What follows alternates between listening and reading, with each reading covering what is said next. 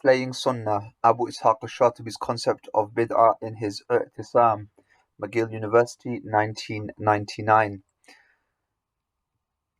Chapter 1.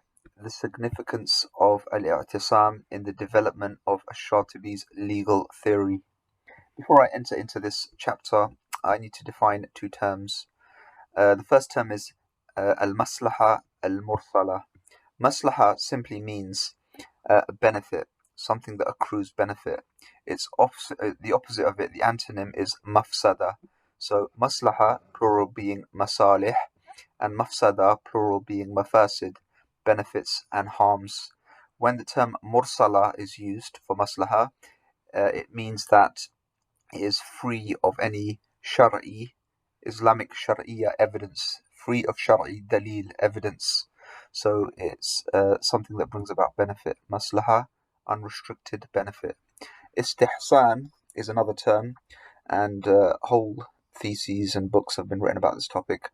But in a general sense, al-istihsan is an Arabic term for juristic discretion, and in a literal sense it means to consider something good. Istahsana shay, to consider something good. So a Muslim jurist will give an expression or a preference for a particular judgment over other possibilities that may be available. This is istihsan. Maslaha, mursala, and istihsan. On with the thesis. Chapter 1. This chapter deals with the juristic and Sufistic practices prevalent in Andalusia during the time of Shatibi, focusing upon the engagement of Sufis in excessive spiritual practices and the official phenomenon. This took the form of an indictment by orthodox theologians on the one hand and the lax attitude of jurists of Islamic law on the other. The purpose is not to judge the Sufis or the jurists, but to attempt to get a general review of the scholarship, circumstances, and means by which Shatibi responded to these phenomena in his Iʻtiṣām. A. Abu Ishaq Shatibi's lives and works. As our concern is to scrutinize the position of Shatibi's scholarship in relation to the Sufis and jurists of his time, it will be useful to look at his life and works. His full name is reported as Abu Ishaq Ibrāhīm ibn Mūsā ibn Muhammad al-Lakhmi al-Shatibi. The details of his early life, however, are not known. His name al-Shatibi is apparently derived from the town of Chātiva, or Xàtiva, or Jahar. That would have a Spanish pronunciation, so not Jahar, Xàtiva, from which the family hailed. Al-Shatibi was born in 730 AH, and the date of 720 is also given, and he died in 79 AH in Xàtiva. But he grew up in Granada, where he spent his days pursuing a traditional religious education. Auspiciously, his career coincided with the reign of Sultan Muhammad V al-Ghani billah, a glorious period in the history of Granada. Al-Shatibi was well known as a mujtahid, that means an independent jurist, consult, someone who could do ijtihad, a faqih, a jurist, a traditionist, muhaddith, and a linguist. He studied the Arabic language in some depth with the master grammarian in Andalusia, Abu Abdullah Muhammad ibn Ali al-Fakhar al-Biri. His close relationship with the latter continued until al-Biri's death in 745, which is commensurate with 1353. His second teacher in Arabic was Abul Qasim as-Sabti, who died in 760-1358, who was well known for his commentary on the Maqsura of Hazim. In fiqh, al-Shatibi benefited from the instruction provided by Abu Sa'id ibn Lub. It was to the latter that Shatibi most indebted for the bulk of his legal training. Nevertheless, al-Shatibi engaged in several disputations with Abu Sa'id ibn Lub, his teacher, on a number of issues. Abu Abdullah al-Maqari, who died in 758 and the author of al-Haqa'iq wal-Raqa'iq fi al-Tasawwuf, was the main man responsible for introducing Shatibi to Sufism, as well as usul al-fiqh. Al-Shatibi became acquainted with traditional and rational sciences through al-Sharif Abu Abdullah at-Tilmisani, who died in 771-1369, who also boasted the title of Mujtahid. The aforementioned account makes it clear, therefore, that Al-Shatibi studied a very rich range of topics extending from the Arabic language to the rational sciences. His interest in legal theory, as well as the Arabic language, was also kindled at this early stage. While Sufis and jurists played a significant role during Al-Shatibi's life, either in serving the community or in regulating it. The former were often accused of upholding notions which contradicted the Quran and the principles of the Sunnah.